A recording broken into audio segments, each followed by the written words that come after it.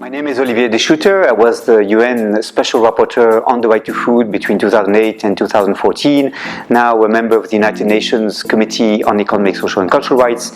And I co-chair a panel of experts called the International Panel of Experts on Sustainable Food Systems, IPES Food, that has led a process that is now leading the European Commission to develop its farm-to-fork strategy as part of the Green Deal announced on 11th of December 2019.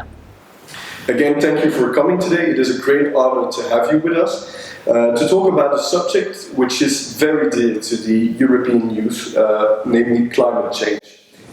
That is why this interview will have as overarching question: how can the EU and its citizens engage in the much needed ecological transition? So we will start off with the European Green Deal. Von der Leyen's Commission has recently proposed a plan to transform the European economy in order to make Europe the first carbon-neutral continent as of 2050. A lot of emphasis in this deal is put on growth and how to reconcile it with climate policy. Do you believe the growth paradigm can be reconciled with sustainability through a plan like the Commission's? So, in other words, do you think the paradigm of infinite growth is compatible with the finite resources of this planet? Well, certainly to achieve the ecological transition, some things must grow. For example, we must grow the number of people who use bicycles instead of cars to go to work. We must grow the budgets that go to public transport. We must grow the construction sector so as to insulate homes better. And so many things should be changed that can contribute to, indeed, what economists call growth. On the other hand, many unsustainable pathways should be gradually interrupted and slowed down. And we should especially avoid making decisions that, in the name of increasing wealth, are counterproductive and run against the objective of the ecological transition. And I think, for example, that the pursuit of the growth of trade by the conclusion of trade agreements with other countries is one major tool that in the past few years the Commission has brandished in order to stimulate growth, but I think it is very contradictory with the objectives outlined in the Green Deal. Yes, we will indeed talk about free trade agreements a bit later on. In that regard, actually, the US Commerce Department has been working on a new version of GDP, which is economically oriented, and which would indicate how prosperity is spread amongst different income groups. So to make the publication of such an indicator mandatory alongside the normal GDP, there's a new bill which is called the Measuring Real Income Growth Act of 2019. So drawing on this reformative approach, do you think the Green Deal should also focus on designing a new measure capable of indicating to what extent a given society is thriving? Yeah, I think this is an excellent question. Look, politicians boast that GDP growth is continuously rising, or that GDP continues to grow, and many people actually do not see this as meaning anything positive in their everyday lives. And there are two reasons for this. First of all, even though the economy may grow, the expenses of certain items for the average family may grow even faster. So, for example, the cost of housing, or the costs of transport, mobility, or the costs of electricity may grow faster than general economic progress, and so the general economic progress means nothing to the families affected by these expenses. Secondly, inequalities have risen over the past 25, 30 years, and that has largely annulled for many families the benefits of overall economic growth. And therefore, I think it's very important to realize that without more equal societies, without reducing the gap between the rich and the poor, we shall fail in achieving the ecological transition, because we will only be able to reduce poverty by growing the economy beyond what is sustainable. So this is why it's absolutely vital to take into account this dimension of inequality in measuring social progress. Exactly.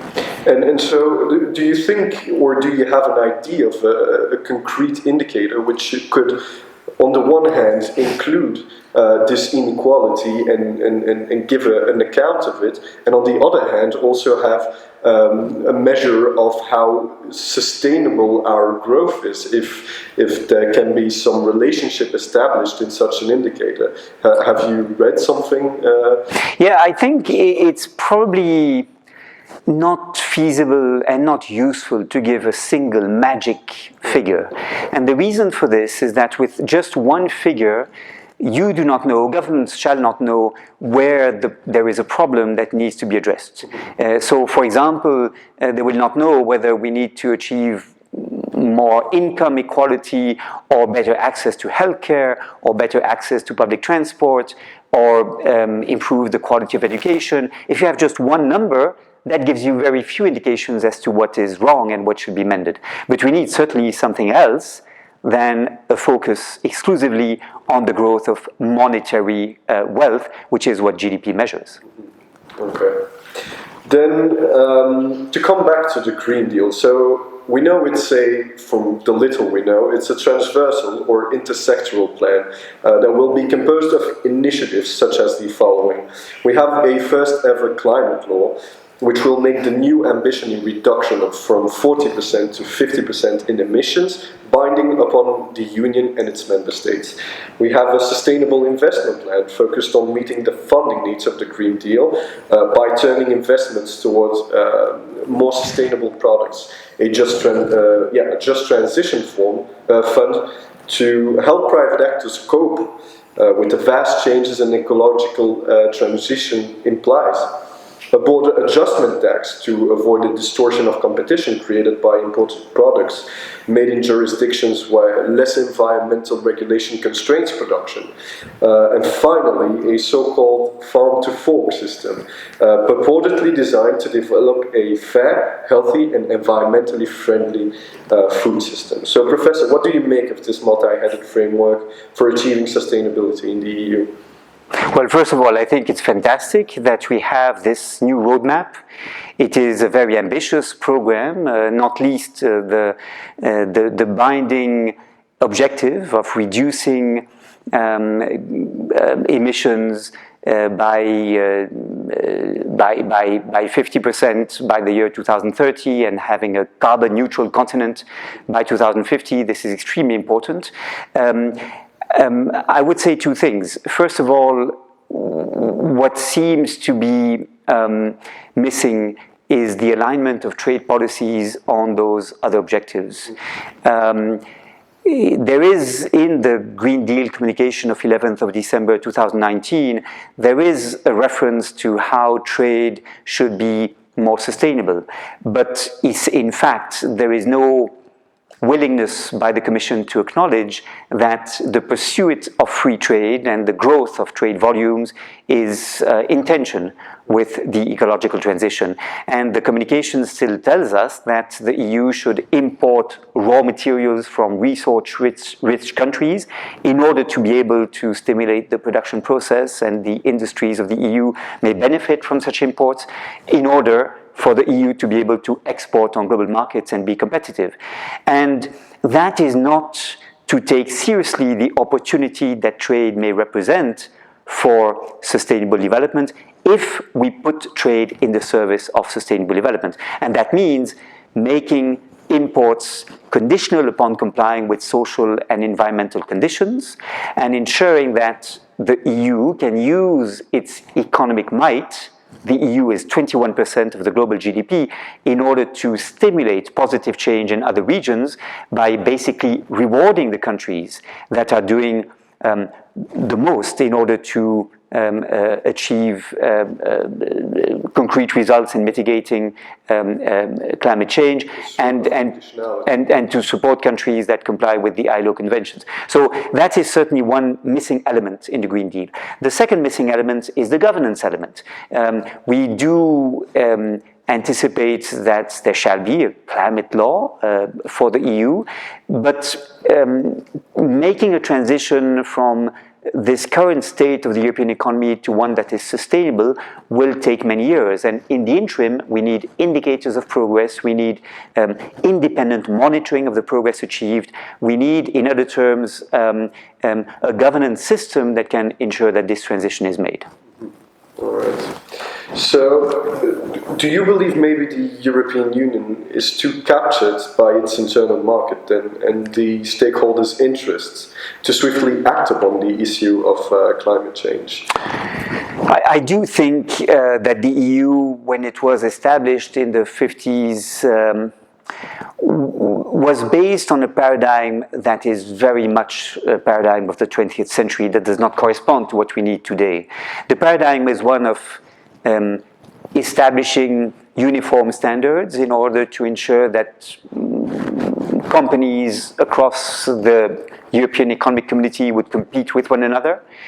It is a paradigm about economies of scale. It's a paradigm about division of labor between regions with a specialization of each region and then trade between different regions in order to achieve allocative efficiency. And all these ideas now seem increasingly outdated. What we need today is to relocalize, to re-territorialize the economy, to have local economies thrive around cities that must have a much greater role in achieving the ecological transition.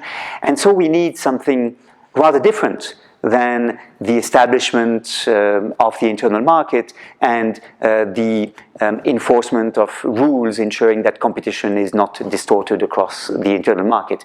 And I do think that the EU must, to a certain extent, reinvent itself in order to become supportive of local level initiatives that are preparing the transition, particularly at the level of cities and city regions.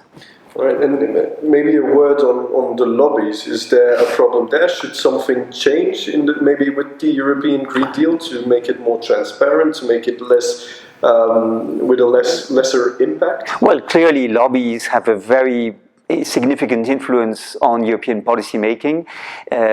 You see, the more power is concentrated, the easier it is to influence for big companies, particularly when these big companies can promise that they are the champions of economies of scale, of the low-cost economy, of standardized production for mass consumption, and can therefore speak to politicians saying, we have the answers, so let us choose which technologies to develop and which markets to influence, and we can deliver a large cornucopia of goods that consumers demand. And I think that is a problem. So we need more democracy, more transparency, more accountability in order to achieve the objectives of the Green Deal. We need more participation of ordinary women and men in the system.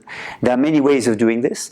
And in the farm to fork strategy that is part of the Green Deal, there is a very concrete proposal to achieve a democratic food system for the EU, precisely to avoid the transition being captured by the big lobbies.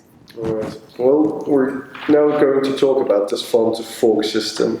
So, what are key recommendations drawing upon the report, the February report of the IPES?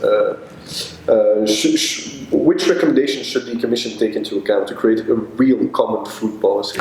Look, it's a very interesting process that took place between 2016 and 2019 of more than 400 actors of food systems across the EU working together in various seminars, roundtables in Brussels and in other parts of the EU in order to put forward some 80 proposals. Now, it's impossible to summarize them, but I would like to say that there are maybe three characteristics in what is proposed. First, the proposals that are made are transsectorial. In other terms, beyond the agricultural policy, the environmental policy, the health policy, the employment policy, we need an umbrella strategy, a farm-to-fork strategy that brings all this together and avoids inconsistencies between different policy areas. And that's exactly what the Commission is now promising it shall do. So for us, it's an extraordinarily positive news that the Commission has taken seriously this message about the need for greater consistency. That's number one. Number two, that farm-to-fork strategy should be a major component of the objective of carbon neutrality by 2050. This carbon neutrality cannot be achieved simply by reducing emissions. That is simply impossible to do. We need not only to reduce emissions, we need also to capture the carbon dioxide and the other greenhouse gases, if possible, that we emit.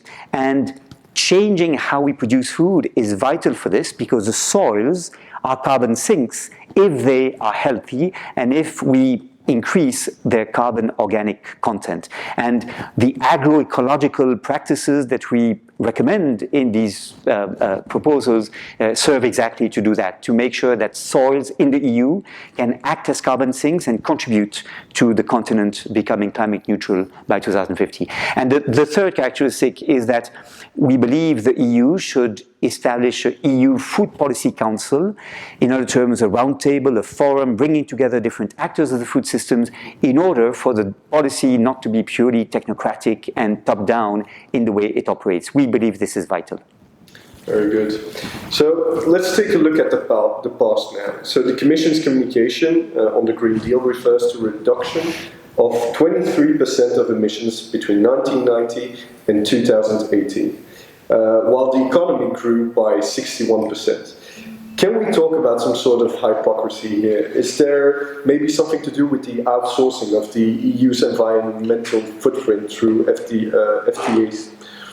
Well, look, there is a difference between how emissions are calculated under the rules of the Kyoto Protocol, under the United Nations Framework Convention on Climate Change, and the emissions that would incorporate how we consume when we consume imported goods.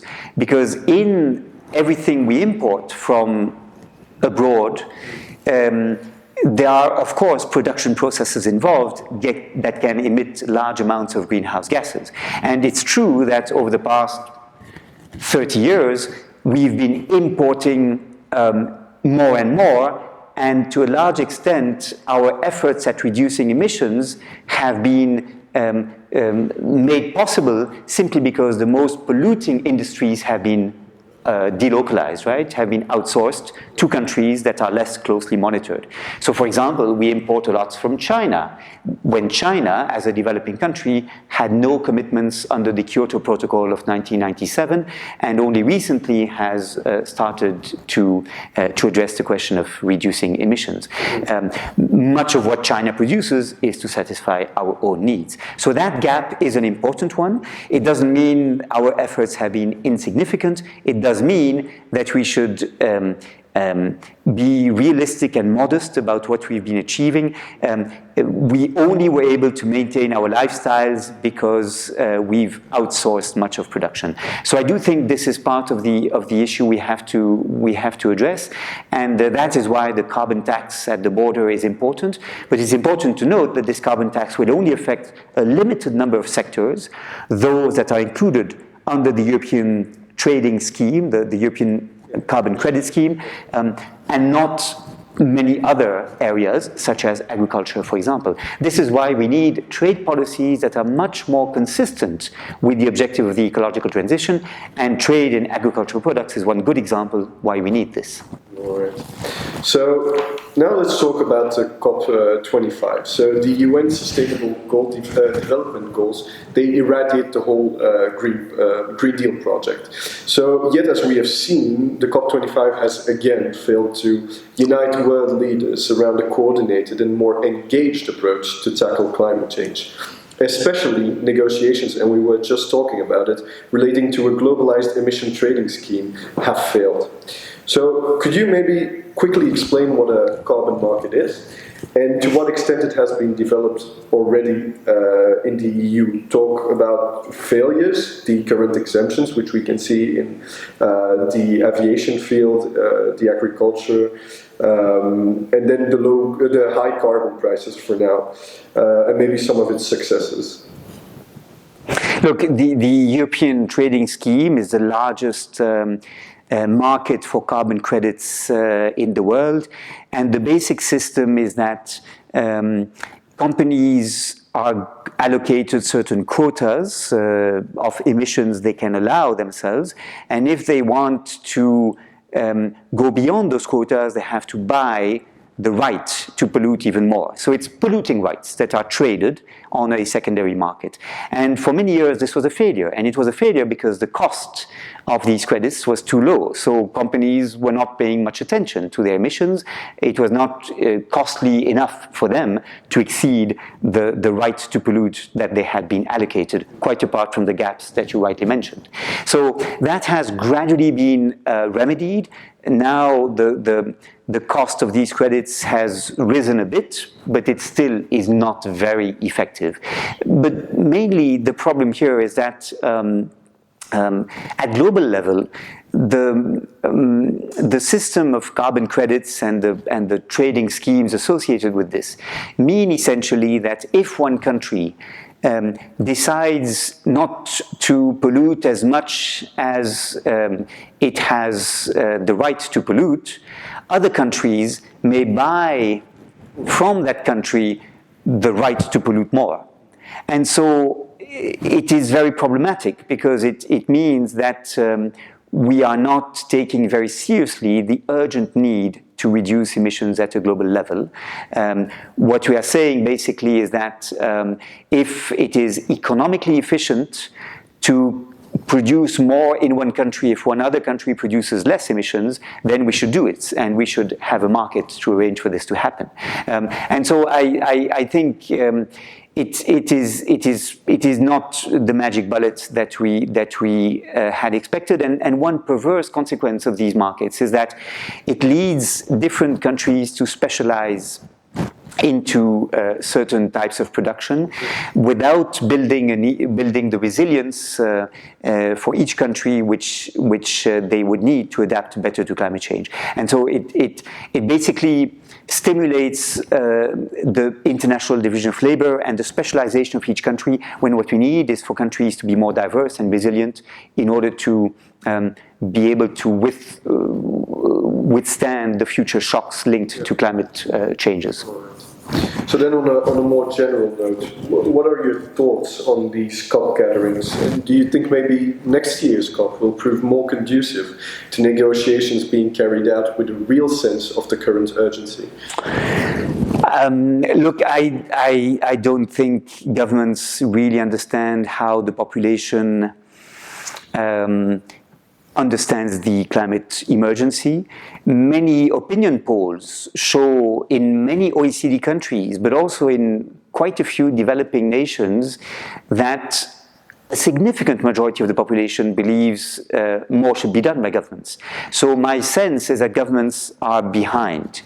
They often tend to say the population is not ready for the sacrifices that the ecological transition shall involve. Actually, people are ready. The only thing they need is for the changes in how we eat, in how we move around, in how we heat homes, for these changes to be easy to make, to be affordable, and to be the natural thing to do. And governments have a role in making that easy, affordable, and natural, but they are not playing that role. And I think the population is actually much more mature and ready for the changes than governments tend to think. So I don't believe that we should invest all our hopes in these COPs. The COP Madrid, COP25 was a disappointment. COP26 in Glasgow should perform better, but I think the real hope we should have is in the initiatives people take at city level, at community level, that actually can accelerate the transition, going far beyond what governments are ready to do. And it's very telling, for example, that in the US, it is cities and states that are taking the lead, saying we are ready and we are part of the Paris Agreement, when the federal government, led by Donald Trump, has decided to retreat from the Paris Agreement. So I think it's a very interesting lesson, but the US is not alone in this regard. I see that many cities are moving faster even than what governments are ready to commit to. Okay, so I'd like to talk about pesticides now. Glyphosate is a herbicide sold principally by Monsanto.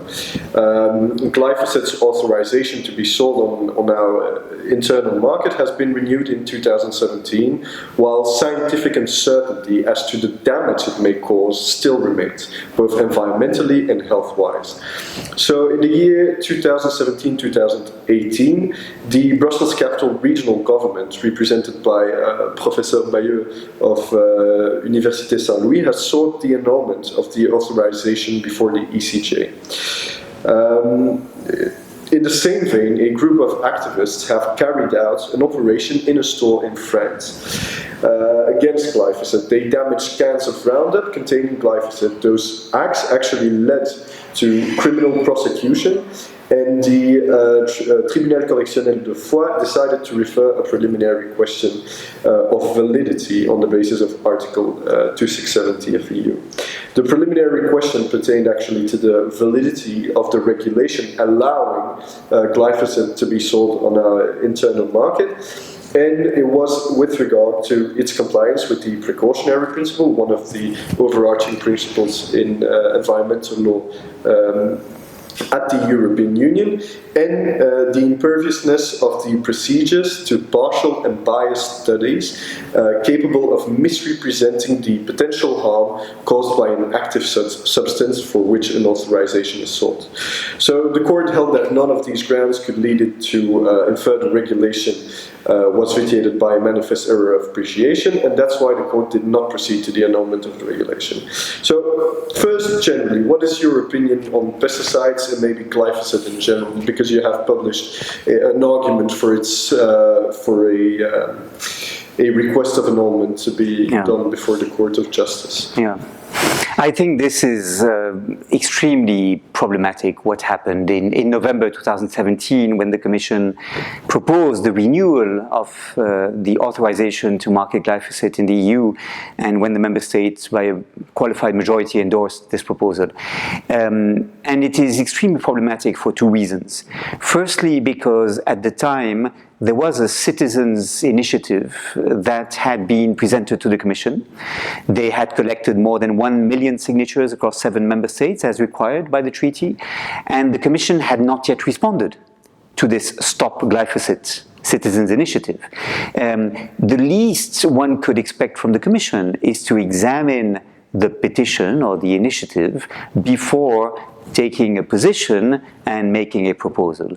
And so, for me, this is a violation of the principle of democracy, which is one that the Court of Justice has occasionally considered a principle of EU law.